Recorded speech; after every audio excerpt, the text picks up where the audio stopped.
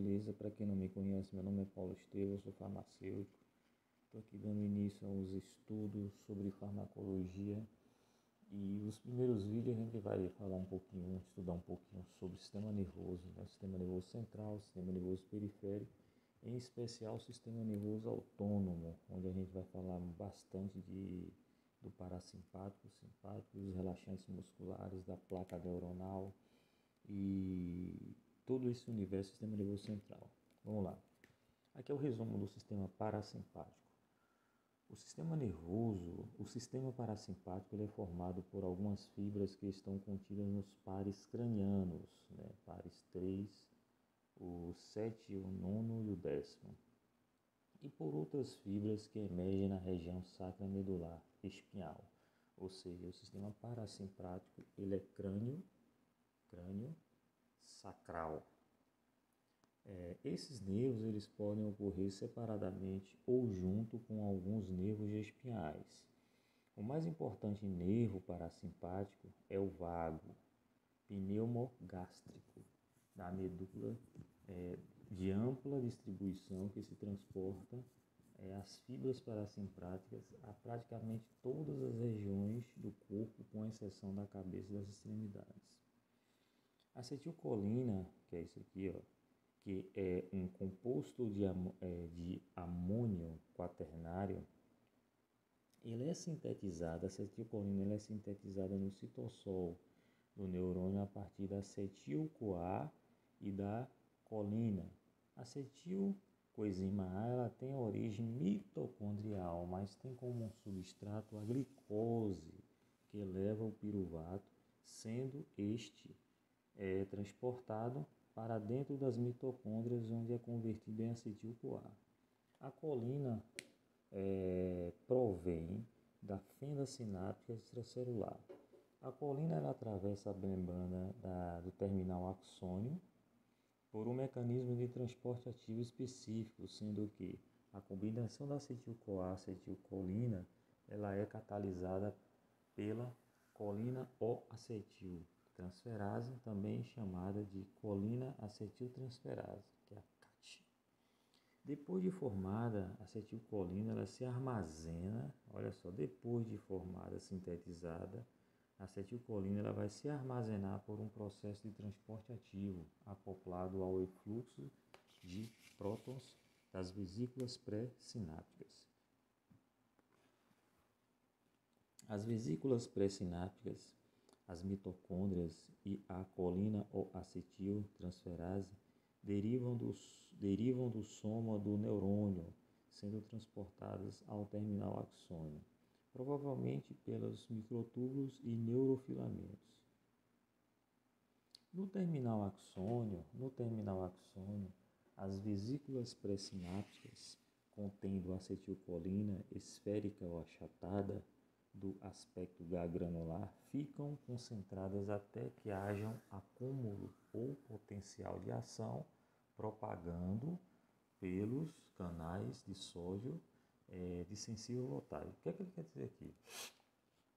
Ele diz que no terminal axônio, as vesículas pré-sinápticas contendo acetilcolina, as vesículas, as bolinhas contendo acetilcolina esférico achatada, de aspecto agranular, ficam concentradas até que haja um estímulo ao potencial de ação propagado pelos canais de sódio sensível voltagem. A acetilcolina ela é inativada, ela perde a sua função pela enzima acetilcolinesterase, que tem origem na membrana pós-sináptica da sinapse colinérgica e também encontrada nas hemácias e na plaqueta. Na placenta, falei plaqueta. Também encontradas nas hemácias e na placenta. Então, esta enzima, que consiste em uma macromolécula proteica possuindo diversas subunidades, provoca a hidrólise da acetilcolina na neurotransmissão sináptica. Foi identificada a pseudocolinesterase, também conhecida como colinesterase inespecífica, colinesterase plasmática ou butilcolinesterase, mas a sua função fisiológica ainda ela não foi bem esclarecida, embora tenha ação sobre o metabolismo da acetilcolina, procaína e muitos outros ésteres. A gente vai estudar profundamente um pouco mais lá para frente sobre isso aqui, ó. Succinilcolina, procaína e muitos outros. No sistema cardiovascular, doses pequenas de acetilcolina provocam. Agora ele vai falar aqui do sistema, né? Sistema cardiovascular, sistema respiratório, urinário. Então, o sistema cardiovascular, doses pequenas de acetilcolina provocam vasodilatação nas redes vasculares mais importantes do organismo. Entretanto, essa vasodilatação depende de um intermediário denominado óxido nítrico. A acetilcolina assim produz diminuição da pressão sistólica e diastólica e reduz a frequência cardíaca, produzindo a bradicardia. Então você entendeu que com doses pequenas de acetilcolina vai ocorrer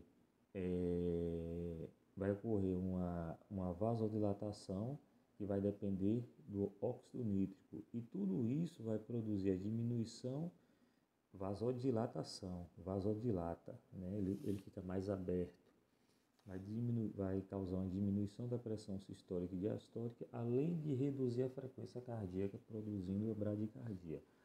Aqui, esse pedacinho, tudo ele aqui, mas aqui em especial, a gente vai tocar nesse assunto lá na frente, qual o tipo de medicamento que você utiliza quando o paciente está em bradicardia, né, para aumentar a frequência. Então vamos lá. No sistema respiratório, a acetilcolina em doses pequenas produz broncoconstricção. Você viu que lá no coração ele causou uma vasodilatação, ele causou uma abertura, e já no respiratório ele vai causar um fechamento, né? Constricção. Então, isso vai causar o quê? Vai aumentar a secreção e pode desencadear a crise asmática. No sistema urinário, a acetilcolina ela provoca contração e redução da capacidade da bexiga. Entretanto, enquanto no trato gastrointestinal provoca o aumento da motilidade do tônus da musculatura lisa, podendo provocar náuseas e vômitos. Através do sistema autonômico simpático, olha só, aqui já está falando do sistema simpático, né? Um pedacinho aqui, que ele diz que a acetilcolina ela age nos receptores nicotínicos da medula suprarrenal, provocando a liberação das catecolaminas adrenalina e noradrenalina. O que em situações de estresse aumenta a produção das catecolaminas, provocando uma vasoconstricção, né? Elevação rápida da pressão arterial, aumento da frequência cardíaca. Você vê que com o aumento, através do sistema simpático, o que a acetilcolina vai causar? Ela vai causar o aumento da frequência cardíaca e o aumento da pressão arterial, porque ela vai liberar as catecolaminas, provocando a vasoconstricção. Beleza? Os receptores colinérgicos são ou estão em macromoléculas encontradas nas membranas pré- e pós-sinápticas, apresentando estruturas de proteínas específicas. Experiências comprovaram que a administração da muscarina, que é um princípio ativo extraído do cogumelo venoso, a Amanita muscarínica, produz ações semelhantes aos da acetilcolina em determinados receptores situados em alguns órgãos efetores, sendo denominados de receptores muscarínicos, ou seja, nos mesmos receptores onde a acetilcolina age.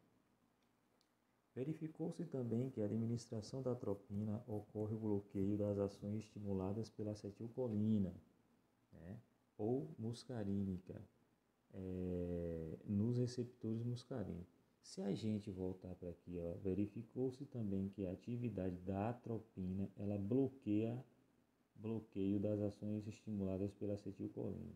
Ele diz aqui que, vamos lá para o cardiovascular, no sistema cardiovascular, doses pequenas de acetilcolina causam uma vasodilatação, dilata, então ele vai causar o quê? Reduzir a frequência cardíaca e vai causar uma bradicardia. E aí ele diz que a atropina, ela vai bloquear a atividade da acetilcolina. Com isso, consequentemente, vai causar o quê? Vai aumentar a frequência cardíaca, não é verdade? Porque ele bloqueia essa ação. Então, ocorre o bloqueio das ações estimuladas pela acetilcolina ou muscarínica, nos receptores muscarínicos, mas em outros receptores. A administração da acetilcolina, mesmo logo após o bloqueio pela atropina, ocorre a produção de efeitos semelhantes aos da nicotina. Assim, podemos afirmar que no sistema parasimpático ou transmissão colinérgica existem dois tipos de receptores, são os muscarínicos e os nicotínicos, receptores muscarínicos e receptores nicotínicos. Esses termos nicotínicos e muscarínicos lembram as ações e os efeitos nicotínico e da muscarina. Portanto, no efetor, para obter uma resposta à estimulação colinérgica, deve existir um receptor farmacológico, do tipo muscarínico e nicotínico. Então, os receptores colinérgicos são classificados em dois grupos. É o nicotínico, N-colinérgico, e os muscarínicos, M-colinérgicos. Podemos, então, associar as ações e efeitos da nicotina e denominar de ações e efeitos nicotínicos de acetilcolina, quando referimos os seguintes locais: sinapse colinérgica entre neurônios e músculos estriados, placa bioneural, e sinapse colinérgica ganglionar entre neurônios pré-ganglionar e neurônios pós-ganglionar. Portanto, tanto do sistema parasimpático como do sistema simpático. Veja bem, se você não está entendendo essa parte que eu li aqui, que foi da atropina até aqui, essa região aqui onde está escrito canais catiônicos, eu convido para você seguir todas as aulas sobre o sistema nervoso central, que vai ser, vou dizer assim, vai ser bom para você, entendeu? Então aí vocês vão avaliar, vão ver se realmente foi ótimo, mas de antemão já digo que é um tipo de assunto que a gente precisa introduzir, os medicamentos, que é para ter uma percepção de realidade. Então a literatura, muitas vezes, dependendo do assunto, ela deixa isso vago. Então você não consegue encaixar um medicamento se você não tem a experiência ou se você não tem a pessoa para estar falando do medicamento de uma forma mais clara, entendeu? Então, esse assunto aqui, ele é de grande importância, principalmente para quem trabalha na área hospitalar, dentro de um centro cirúrgico, UTI, unidade coronariana, emergência. Então, setores de urgência são medicamentos que são bastante utilizados e a gente, farmacêutico, nós precisamos ter esse conhecimento na ponta da língua, mesmo que não tenhamos os pacientes para fazer administração na beira do leito, porque isso aí já é de responsabilidade de caráter da enfermagem, não é verdade? E dos anestesiologistas que trabalham direto no centro cirúrgico com os pacientes e administrando esses medicamentos. Vamos lá, falar para os receptores. Os receptores nicotínicos, eles estão diretamente acoplados aos canais catiônicos, são classificados em dois grupos, os musculares e os neuronais. Você vê que você já separa aqui, Os nicotínicos, eles estão diretamente acoplados, não esqueça, no canal catiônico, são classificados em musculares e neuronais. Lá, quando a gente estiver falando de medicamentos, vai ficar bem simples de entender, mas eu vou ler aqui, Enquanto os receptores do tipo musculares são encontrados na junção neuromuscular, os musculares na junção neuromuscular esquelético. Já os receptores neuronais são encontrados principalmente na região do cérebro e em junção e em gânglios autonômicos e terminações nervosas sensoriais, né? Então, o grupo musculares é encontrado na junção neuromuscular esquelética, e já os neuronais é ligado lá nos gânglios autonômicos, nas terminações nervosas sensoriais, entendeu? Como esses receptores existem na junção neuromuscular esquelética, portanto, a transmissão neuromuscular, as ações da acetilcolina são inibidas pelo bloqueio dos neurotransmissores da tubulina. Aqui são os relaxantes musculares, os pancurônios, rancurônios e outros mais. Já o receptor muscarínico, eles são acoplados na proteína G e são classificados em M1, M2 e M3. Aí você grava. M1 é neuronal, M2 é cardíaco e M3 é ganglionar. Existem mais outros tipos de receptores, mas não vem ao caso agora para esse tipo de estudo. O receptor M1 ou neuronal, ele produz excitação lenta dos gânglios entéricos e autonômicos das células parietais do estômago e do sistema nervoso central. O receptor M2 ou cardíaco são encontrados nos átrios e provocam a redução da frequência cardíaca e a força de contração dos átrios. Esses receptores, eles também agem na inibição pré-sináptica. Tem que gravar isso aqui. Já os receptores M3 ou glandulares causam secreção, contração da musculatura lisa vascular e relaxamento vascular, agindo no endotélio vascular. Bem, pessoal, a gente vai parar por aqui e depois a gente vai fazer um outro vídeo falando sobre o resumo do sistema simpático. Eu convido a vocês a se inscrever no canal. Esse canal aqui, ele é de grande importância, é direcionado, né? Ele não é específico, mas ele tem um foco direcionado para o farmacêutico, né? Para todas as áreas da saúde, mas o farmacêutico, eu toco mais no assunto, porque vamos aprofundar mais um pouquinho, né? Aqui é só uma introdução. Então, o assunto de farmacologia diretamente para o farmacêutico, né, a gente acaba sendo mais específico, falando mais de medicamento. Então, a gente vai aprofundar de fato, e à medida que a gente vai tendo suas dúvidas, né, a gente vai se comunicando pelo WhatsApp ou através mesmo do canal no YouTube. Beleza pura?